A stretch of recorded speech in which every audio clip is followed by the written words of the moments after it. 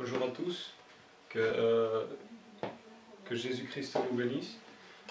Aujourd'hui, mes amis, nous allons lire l'épître de Pierre, 1er Pierre, chapitre 1, chapitre 2. Et c'est l'étude comme vous le faites chez vous. Moi, je le fais, je mets ma caméra, je grave et j'étudie moi aussi la parole. Et je vais lire cet épître et nous allons apprendre ce que Dieu veut pour nous aujourd'hui. Parce que la parole, elle est éternelle. Dieu est le même hier, aujourd'hui et à jamais. Et aujourd'hui, plus que jamais, nous avons besoin de Dieu. Nous vous invitons à la prière. Seigneur Jésus, nous te remercions pour ce jour. Nous prions, Père, que tu nous illumines afin que nous puissions connaître ta parole et que ton Saint-Esprit puisse demeurer en nous. Nous ne pouvons pas commencer quelque chose, un travail, sans demander d'abord ton Saint-Esprit. Nous voulons, Seigneur, avant de commencer cette journée, que tu nous remplisses de ton amour et que ton Saint-Esprit puisse nous éclairer pour que nous puissions marcher en sainteté. Au nom de Jésus, notre Dieu. Amen. L'épître de Pierre, 1er Pierre. Cette épître a été écrite aux environs de l'an 65 après Jésus-Christ et s'adresse probablement aux Romains, aux chrétiens romains. Et la parole de Dieu nous incite à travers cet épître à nous fortifier les uns les autres et à rester fermes dans la foi malgré les épreuves difficiles. Et nous allons commencer par le chapitre 1. Chapitre 1, verset 1. Pierre, apôtre de Jésus-Christ, à ceux qui sont étrangers et dispersés dans le Pont, la Galilée, la Galatie, la Cappadoce, l'Asie et la Bithynie, élus selon la présence de Dieu le Père par la sanctification de l'Esprit afin d'obéir à Jésus-Christ et qui participe à l'aspersion de son sang, dans la grâce et la paix, que la grâce et la paix vous soient multipliées. Paul d'abord commence dans le premier et le deuxième verset commence d'abord à nous mettre le scénario de l'époque. Et à l'époque, il y avait beaucoup de dispersés, beaucoup de chrétiens étaient persécutés et ils fouillaient les villes parce que le gouvernement de l'époque était un gouvernement politico-religieux. Les Romains, par exemple, obligeaient les hommes à respecter les rites religieux polythéistes de l'époque. Comme les Juifs n'admettaient pas que les Juifs n'admettaient pas que les Juifs pratiquent l'adoration à Jésus-Christ. Or, le Messie était venu sauver l'humanité. Et ces hommes n'admettaient pas cela. Et forcément, guidés par Satan et guidés par ses démons, ces hommes ne voyaient pas le sauveur du monde. Et pourtant, la doctrine de notre Seigneur Jésus était de faire de bonnes œuvres. Pourquoi nous persécutait-il ? Pourquoi les persécutait-il ? Simplement parce qu'ils prêchaient le nom de Jésus-Christ. Et tant qu'un homme et une femme ne soient pas libérés de son amertume, de sa colère, il est envoûté par Satan. Et comme il est envoûté par Satan, il fait la volonté de Satan. Et Satan veut qu'aucun être humain connaisse le Sauveur, le Seigneur et Dieu Jésus-Christ. C'est pour cela qu'il y a tellement de persécutions. Ce n'est pas par le fait qu'ils font des bonnes œuvres, parce que ça irrite les hommes. qu'on parle de Jésus-Christ. Ça irrite les hommes qu'on fasse de bonnes œuvres. Ça irrite les gens qu'on vive par l'Esprit. Ça irrite surtout Satan. Et voilà pourquoi il y a tellement de persécutions à l'heure actuelle. Parce que Satan a envoûté les hommes. Ils ne veulent pas comprendre que le salut se trouve en Jésus-Christ. Un Dieu qui nous enseigne l'amour et le respect. Un Dieu qui nous enseigne à aimer notre prochain comme à nous-mêmes. Un Dieu qui nous enseigne à mourir pour nos ennemis, à prier pour nos ennemis. Et c'est ce que irrite Satan. C'est ce que les démons ne veulent pas que les gens sachent. Mais aujourd'hui, Dieu nous parle à travers cet épître et nous montre la condition dans laquelle ces chrétiens vivaient, ces chrétiens primitifs vivaient. Et le verset 2 dit qu'ils étaient élus selon la préscience de Dieu le Père pour la sanctification de l'Esprit afin d'obéir à Jésus-Christ. Leur péché était la condamnation ou la persécution, c'était à cause de suivre Jésus-Christ. Vous vous rendez compte? Ils ne suivaient pas un malfaiteur, ils ne suivaient pas un voleur, ils ne suivaient pas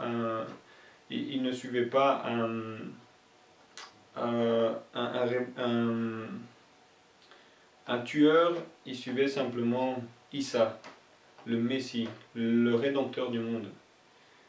Et nous allons voir dans le verset 3, « Béni soit Dieu, le Père de notre Seigneur Jésus-Christ, qui par sa grande miséricorde nous a régénérés pour une espérance vivante, par la résurrection de Jésus-Christ d'entre les morts. » Voyez mes amis, par la résurrection de Jésus-Christ d'entre les morts, nous avons aujourd'hui la foi dans ce Dieu merveilleux qui n'est pas limité, puisque la mort ne le limite même pas. La mort est le miel pour nous. La mort, on la savoure doucement, comme si c'était un cadeau de Dieu, puisque pour nous, en Jésus-Christ, nous mourrons pas. Nous attendons, même après la mort, nous attendons que le Messie, que Jésus-Christ revienne et nous réveille, et qu'il nous ressuscite à nouveau. Jésus-Christ a dit notamment en Jean chapitre 11, verset 25, « Je suis la résurrection et la vie. Quiconque croit en moi ne mourra pas. » Voilà ce que la parole dit, que Jésus est la résurrection et la vie. Remarquez les plantes, remarquez les oiseaux, les animaux, et vous-même, vous qui respirez, vous respirez parce que Jésus-Christ vous a soufflé le néphlèche, la vie. Ce n'est pas Bouddha, ce n'est pas ce n'est pas le Big Bang, c'est Jésus de Nazareth, Yeshua, qui a soufflé dans le ventre de votre mère le néphlèche. Et vous vivez par la révélation de son pouvoir. Voilà ce que Jésus-Christ dit, et cette espérance vivante, nous la voyons aujourd'hui dans notre vie. Puisqu'on croit à cette révélation, voilà que le Saint-Esprit nous a transformés et nous a guidés à être de nouvelles créatures d'en haut, qui se comportent comme s'ils étaient déjà avec le Seigneur.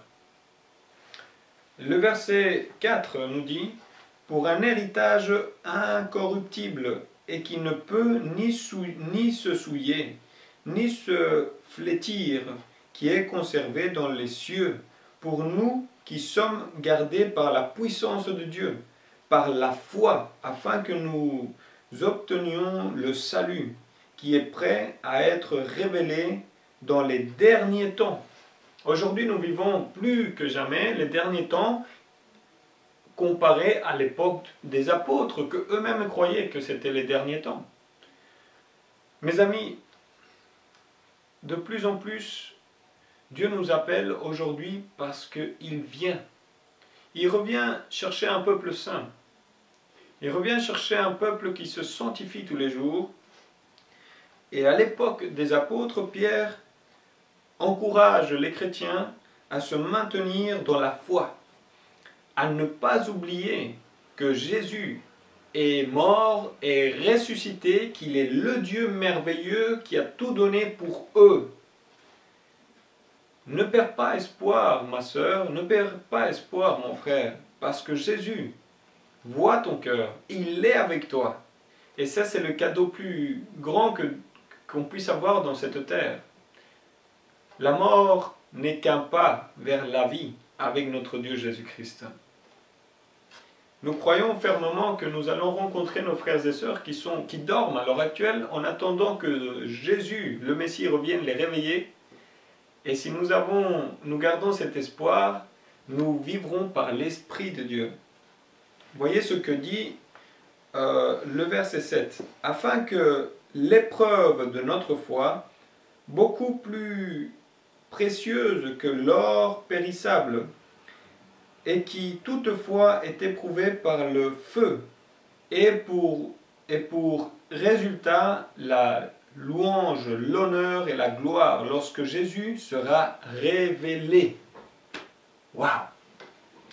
Vous savez, si vous travaillez dans les mines, j'ai regardé notamment quelques reportages par rapport à l'or. Avant d'extraire l'or de la terre, l'homme utilise des technologies variables dans des machines très puissantes pour extraire le minerai de la terre.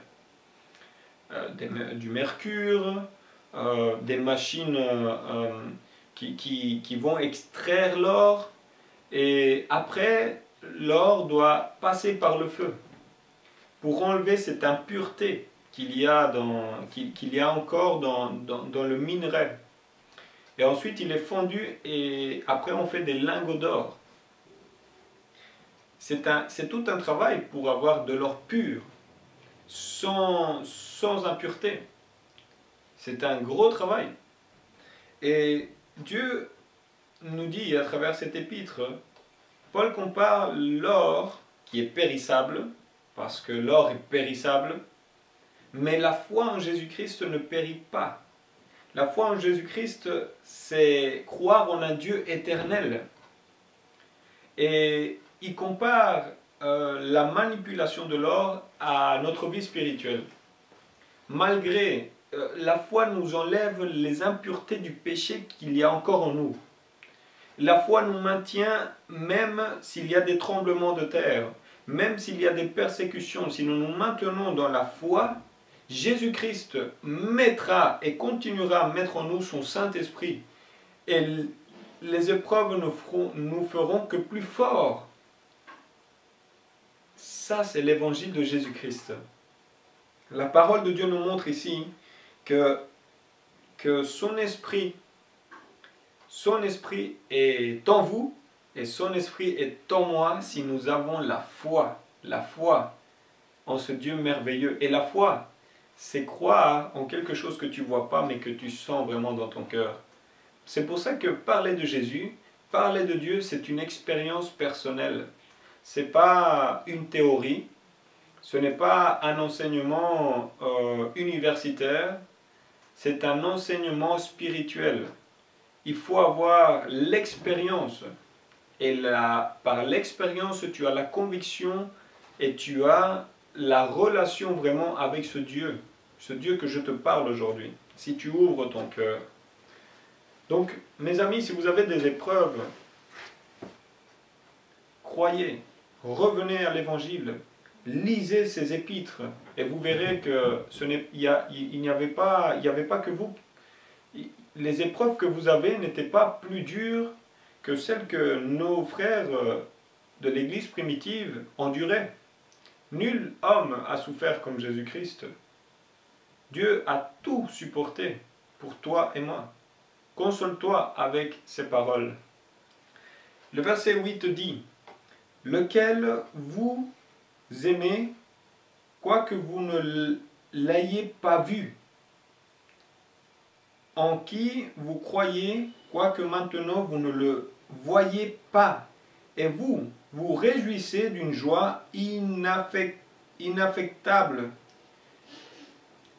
d'une joie ineffable et glorieuse, remportant la fin de votre foi, à savoir le salut de vos âmes. Voyez, Pierre, qui était apôtre de Jésus, qui avait pourtant vu le Messie, qui avait pourtant vu ce Dieu merveilleux manifesté en chair, leur a donné l'espoir que lui-même avait reçu de ce Dieu.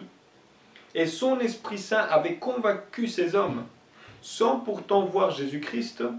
L'Esprit Saint donnait témoignage que ce que Pierre disait était vrai, parce que leur vie changeait, parce que leur caractère changeait de manière surnaturelle, parce que Dieu est surnaturel, il dépasse toutes les dimensions que nous puissions imaginer. Dieu est au-delà de toute pensée de l'homme. C'est pour ça qu'il est surnaturel, et le changement est surnaturel parce qu'il vient de Dieu. Et Pierre dit à ces chrétiens que eux n'ont pas vu Jésus, eux ne l'ont pas vu, mais pourtant ils se réjouissaient d'une joie ineffable et glorieuse, parce que l'Esprit de Dieu était en eux. Voyez mes amis, Dieu qui est Esprit et qui est Saint, habite parmi les hommes qui se sanctifient. Et ces hommes se sanctifiaient. C'est pour ça que Paul, quand il ne parlait pas d'une théorie, il parlait d'un fait réel. Et moi je vous parle d'un fait réel. Moi-même je n'ai pas vu Jésus-Christ, mais j'ai vu son œuvre à travers ma vie. C'est pour ça que je donne témoignage qu'il est réel. Il faut que tu crois par l'expérience personnelle. Cette expérience accepte ce cadeau merveilleux de Jésus et tu verras comment ta vie va changer. Tu verras comment ta vie va automatiquement avoir un sens. Parce que Jésus est le chemin, la vie et la vérité, mon ami. Le verset 10 dit, c'est au sujet de ce salut que les prophètes qui ont prophétisé touchant la grâce qui vous était destinée ont fait leur recherche et leur investigation. Ils voulaient sonder l'époque et les circonstances marquées par l'esprit prophétique de Christ qui était en eux et qui rendait à l'avance témoignage, leur faisant connaître les souffrances de Christ et la gloire dont elles seraient suivies. Si vous lisez tout le Tanakh, si vous lisez l'Ancienne Alliance, la Torah, les Genèse, Lévitique, Deutéronome, Nombre, vous remarquerez que tout ce que Moïse a écrit reflétait Jésus-Christ. Depuis Genèse chapitre 1, on parle de la rédemption de l'être humain. On parle dans Ézéchiel et Isaïe les prophéties concernant la venue de Dieu en tant qu'humain, pour la rédemption de tous les hommes, que par la foi allaient croire en lui. De ça parle Pierre. C'est pour ça que Pierre incite les gens à revenir aux Écritures et à lire ce que Dieu a dit de lui-même dans les Écritures. Car nul homme ne peut écrire « aime ton prochain » ou nul homme peut appeler à la repentance, à un Dieu, à la repentance, parce que l'homme, par nature, est égoïste et il est mauvais. Il est égoïste. Il y a des hommes qui se glorifient des bonnes œuvres qu'ils font pour sa gloire personnelle. Voyez, tout homme est égoïste. Donc nul homme peut écrire quelque chose qui parle d'amour, qui parle d'amour pour tout le monde, si ce n'est guidé et inspiré par un Dieu d'amour. Voilà pourquoi la Bible est inspirée par Dieu. Et elle ne peut être qu'inspirée par un Dieu d'amour pour qu'un homme puisse écrire cela. Parce que l'homme écrirait des choses pour lui et sur lui. Mais ces hommes écrivent des choses sur un Dieu qu'ils ont expérimenté. Lisons le verset 12. « Mais il leur fut révélé que ce n'était pas pour eux-mêmes, mais pour nous, qu'ils administraient ces choses que vous ont annoncées maintenant ceux qui vous ont prêché l'évangile par le Saint-Esprit envoyé du ciel, et dans lesquels les anges désirent plonger leur regard. Ce que Pierre dit ici à ses frères en Christ, il les encourage à croire dans les Écritures, comme on l'a dit, et les encourage à croire parce que tout ce qui leur arrivait était déjà une prophétie de ce que ses autres frères, comme Isaïe, Ézéchiel, comme Moïse, avaient déjà, inspiré par Dieu, vu dans le futur ces nouveaux croyants. Et Pierre dit ici que à eux leur a été révélé des choses qu'aux hommes de Dieu, comme Moïse, comme Ézéchiel, comme Isaïe, ne leur étaient pas révélées. Dieu leur a révélé à eux sa manifestation. Mais à ces hommes, il était révélé également la glorieuse espérance par le Saint-Esprit de la résurrection du Christ. Ils vivaient l'époque du Saint-Esprit qui allait se manifester en chaque homme et chaque femme. C'était merveilleux. C'est pour cela que les anges, même dit ici, les anges désirent plonger leur regard. Vous savez, même les anges désirent découvrir davantage de la parole que nous avons aujourd'hui. Car si les anges sont dans le ciel, sachez mes amis que les anges ne savent pas tout. Les anges eux-mêmes adorent Dieu jour et nuit. Chaque fois qu'ils disent Saint, Saint, Saint à Dieu, ils découvrent une autre facette de Dieu, ils restent émerveillés. Car eux-mêmes doivent apprendre de Dieu, et doivent eux-mêmes apprendre de l'esprit, du Saint-Esprit de Dieu. Mais ils désirent découvrir l'expérience que nous avons aujourd'hui. Ils désirent découvrir ces enseignements merveilleux du plan de rédemption. C'est merveilleux que même les anges désirent connaître l'Évangile davantage. Waouh! Et ça, c'est incroyable. Parce que Dieu nous a donné un cadeau merveilleux. Son amour éternel. Verset 13. C'est pourquoi sachez, saignez les reins de votre entendement, soyez sobres et ayez une entière espérance dans la grâce qui vous est présentée, jusqu'à ce que Jésus-Christ soit révélé. Quelle est la révélation de Jésus-Christ? Il va se révéler tel qu'il est, comme le Dieu unique et véritable, parce que Jésus revient.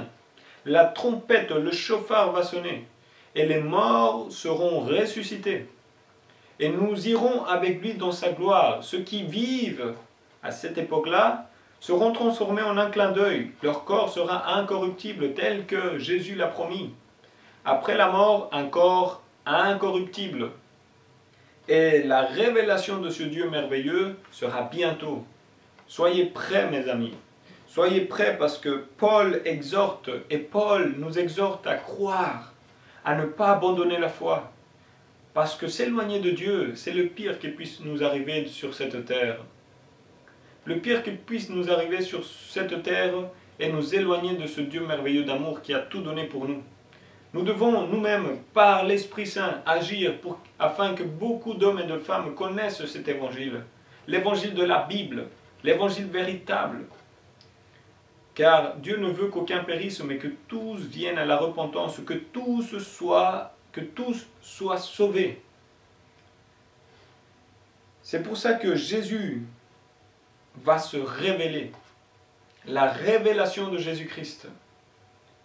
Toi qui ne crois pas, toi qui penses que Jésus n'était qu'un prophète, je te dis, toi, tu vas voir bientôt la gloire de Dieu. Toi, homme qui ne crois pas du tout ce que je dis, C'est parce que tu n'as pas expérimenté le Dieu dont je te parle. J'espère bientôt que tu puisses l'expérimenter pour que tu saches qui est ce Dieu véritable. Nous voyons aujourd'hui avec des yeux flous. Mais ce que nous voyons de manière floue, c'est suffisant pour que l'homme puisse changer, pour que l'homme puisse aller vers ce Dieu véritable. Vous serez surpris quand vous verrez la gloire de Jésus-Christ venir dans les cieux. Ce Dieu merveilleux, toute langue confessera qu'il est le Dieu véritable. Toute langue confessera. Et moi je vous dis, vous allez également confesser que ce Dieu est véritable. N'attendez pas votre mort, ou n'attendez pas ce retour pour croire. Expérimente-le aujourd'hui. Verset 15. Mais comme celui qui vous a appelé est saint, écoutez, celui qui vous a appelé, mes frères, vous qui m'écoutez, qui avez une Bible chez vous, celui qui t'a appelé des ténèbres, du péché, de l'alcool, de la fornication, de la pornographie, celui qui t'a appelé de la masturbation, celui qui t'a appelé de la gourmandise, celui qui t'a appelé des boîtes, des fêtes, celui qui t'a appelé du monde, de la haine, de l'orgueil, du mensonge, à la vérité, celui-là est saint. La parole est sainte. Dieu est saint. Kodesh, Dieu est écarté du mal. C'est ça que veut dire saint. S'écarter du mal. Nous sommes pris pour nous écarter du mal. Et ce Dieu t'a appelé à la sainteté, à t'écarter du mal. Mais comme celui qui vous a appelé est saint, vous aussi soyez saints dans votre conduite. Pourquoi tellement de gens aujourd'hui sont tellement incrédules? Pourquoi chaque fois qu'un chrétien a une Bible, les gens se moquent de lui? Et je ne parle pas d'un vrai chrétien, je parle d'un chrétien religieux, d'un chrétien qui se dit chrétien, qui n'est pas du tout chrétien. Pourquoi les gens à l'heure actuelle ne prennent pas au sérieux la parole? Parce que Satan a fait en sorte que les hommes suivent leur propre voie et ne suivent pas les voies tracées par le Seigneur Jésus-Christ, par l'Esprit Saint de Dieu. Parce que Dieu nous dit que nous soyons saints de notre manière de nous conduire. Nous ne devons pas nous souiller avec le monde. Nous ne devons pas faire de l'évangile un amalgame du monde et de l'évangile. Comme l'Église catholique, naturellement, l'a fait. Comme beaucoup de pasteurs le font. Comme beaucoup de religions le font. Nous devons faire de Jésus-Christ, du Saint-Esprit, une expérience de tous les jours. Une expérience en sainteté et en piété. Nous devons nous écarter du mal. Nous ne devons pas pratiquer le mal. Nous sommes le sel et la lumière de ce monde. Et la lumière et le sel de ce monde consistent en quoi? En faire de bonnes œuvres. Pas par exigence, mais parce que nous voulons le faire par l'Esprit Saint. C'est un besoin en nous de faire de bonnes œuvres. Et ça vient naturellement. Ça ne vient pas parce que vous devez, par vos propres efforts. Non, ça vient parce que le Saint-Esprit te conduit. Tu as besoin. Si avant tu gaspillais ton argent à faire des fêtes, à te saouler, à l'alcool, les drogues, la cigarette, aujourd'hui tu prends ton argent et tu envoies de l'argent à des orphelins. Tu parles de Jésus-Christ partout où tu vas, parce que Jésus t'a libéré de ça. Ton argent aujourd'hui sert à la gloire de Jésus-Christ, sert à promouvoir la parole de Dieu, sert à promouvoir la paix, sert à promouvoir la venue de Dieu, sert à promouvoir la liberté du péché. C'est pour ça que nous, comme chrétiens, Pierre nous exhorte à nous conduire en tout temps, dans le travail, à la maison, où que nous soyons, de manière digne, sainte, écartée du mal. Puisque le Saint-Esprit qui habite en nous est saint, nous devons de telle manière nous conduire en sainteté. Nous devons nous conduire en bonté. Voilà ce que la parole nous dit. Selon le verset 16, Selon ce qu'il est écrit, soyez saints, car je suis saint. Comment tu pourrais définir Dieu? Le Dieu que je crois n'est pas un Dieu, n'est pas le Dieu, n'est pas un Dieu qui est comme le yin et le yang. La yin-yang, je ne sais pas si vous avez déjà entendu ça. Cette philosophie orientale, d'Orient, de Chine notamment, qui dit que la religion, c'est la croyance, c'est qu'il est nécessaire d'avoir du bon dans du mauvais et avoir du mauvais dans du bon. Ça, c'est la philosophie du yin et du yang, qu'il faut nécessairement avoir du mal et du bien ensemble, que les deux doivent cohabiter pour avoir vraiment une vie paisible sur terre. Mais quelle philosophie démoniaque et diabolique! C'est terrible. Jésus-Christ nous dit que le Dieu lui-même est saint. Lui est 100% sans tache. Lui n'a pas de mal. Jésus, Dieu, n'a pas inventé le mal. C'est un mystère qui ne nous a pas été encore révélé. Il y a deux mystères dans la Bible. Le mystère de l'iniquité, le mystère de la piété. Le mystère de l'iniquité consiste en quoi? En que Dieu a créé une créature parfaite qui s'appelle Lucifer. Cette créature parfaite, car Dieu a même donné le libre arbitre aux anges afin qu'ils puissent le choisir comme Dieu, parce que le Dieu que je crois n'est pas un Dieu de tyrannie, n'est pas un Dieu qui crée des robots, et qui crée des êtres humains programmés à l'adorer par obligation. Mais non, Dieu a créé des hommes et des créatures comme les anges avec la capacité de le choisir comme Dieu. C'est en ça qui consiste l'amour, dans le choix personnel.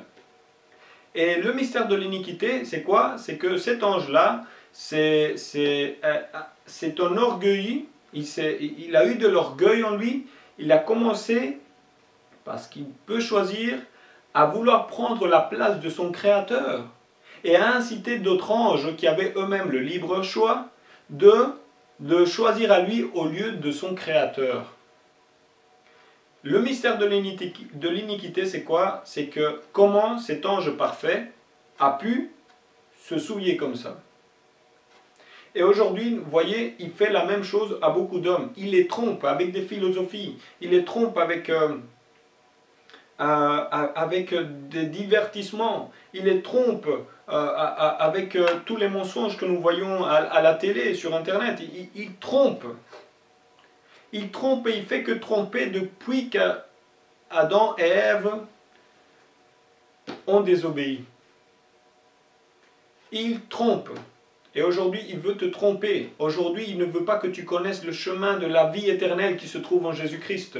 Mais aujourd'hui, je te dis, cherche ce Dieu merveilleux. Aujourd'hui, je te dis, consacre-toi à ce Jésus. Consacre-toi à ce Dieu. Et le mystère de la piété, c'est comment un Dieu invisible, comment un Dieu de gloire, comment un Dieu qui a tout créé, comment un Dieu qui soutient toutes choses, qui soutient les atomes entre eux, qui soutient la matière entre elles, parce que la matière est constituée de vide, si vous ne le saviez pas. Comment ce vide se soutient entre eux? Par le pouvoir de la parole de Jésus-Christ, dit la parole, la Bible. Comment ce Dieu invisible, qui a tout créé, aujourd'hui, s'est manifesté en un homme, en une créature, et s'est fait créature, tout en étant Dieu. Ah, c'est inconcevable, ça c'est le mystère.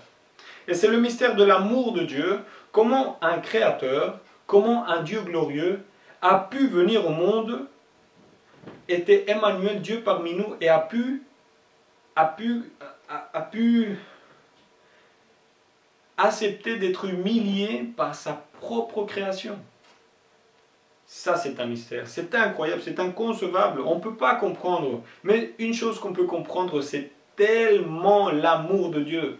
Quel amour qu'il a manifesté pour nous en venant sur cette terre, en mourant en payant la dette du péché, que nous méritions, toi et moi, de mourir sur cette croix, de mourir, et aujourd'hui il a payé pour le salut de ton âme et de mon âme. Dieu, c'est pas parce qu'il est venu sur terre qu'il a arrêté d'être Dieu et d'être omniscient, omnipotent. Il est omniscient, il est omnipotent, il fait ce qu'il veut, il est Dieu. Voilà mes amis. Et Dieu nous a appelés à la sainteté. Dieu, c'est pour ça qu'il nous a appelés, mes amis, à le choisir parce qu'on l'aime. Tu n'arrêtes pas de pécher parce que tu as peur de l'enfer. Tu arrêtes de pécher parce que tu veux être dans le ciel. Tu n'arrêtes pas de pécher parce que... Tu n'arrêtes pas de pécher parce que tu as peur de la mort. Tu arrêtes de pécher parce que tu veux vivre. Ça, c'est l'évangile de Dieu. Quand on est conduit par le Saint-Esprit, quand on est conduit par ce Dieu véritable, alors on fait les choses de manière naturelle. On n'est pas des robots. Et Dieu nous appelle à être saints. Voilà le Dieu que je vous présente, un Dieu de sainteté. Le mal, ce n'est pas Dieu qui l'a inventé. Dieu qui connaît toutes choses, lui, a fait de nous des nouvelles créatures. Et si nous sommes des nouvelles créatures, ce n'est pas pour faire le mal, c'est pour faire le bien. Le bien que Dieu même nous apprend dans sa parole. Lisez la parole, soyez instruits par le Saint-Esprit. Soyez instruits par la Bible, comme dit 2 Timothée chapitre 3 verset 16. La Bible instruit. Elle dirige, elle corrige. Verset 17. Et si vous invoquez comme votre Père, et si vous invoquez comme votre Père celui qui juge selon l'œuvre de chacun, sans favoritisme, conduisez-vous avec crainte pendant le temps de votre séjour sur la terre.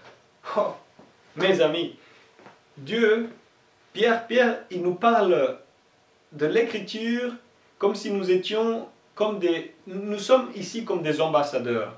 Nous sommes notre